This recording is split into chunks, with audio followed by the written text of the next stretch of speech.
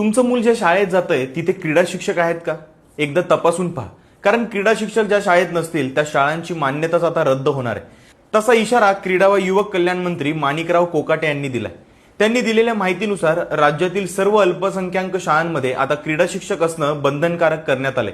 ज्या शाळांमध्ये क्रीडा शिक्षक नसतील त्या शाळेची मान्यता रद्द करण्याचा निर्णय विभागातर्फे घेण्यात आलाय.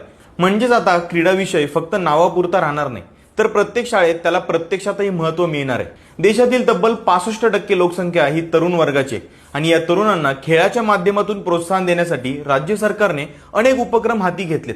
त्याचाच एक भाग म्हणून हा निर्णय घेण्यात आलाय.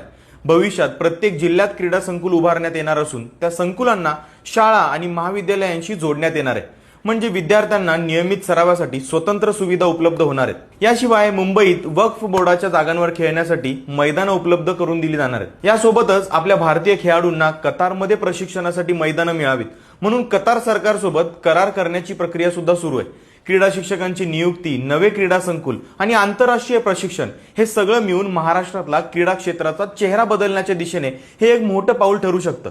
याविषयी तुमचं मत काय आहे आम्हाला कमेंट करून नक्की सांगा आणि लगाव बत्तीला फॉलो करा.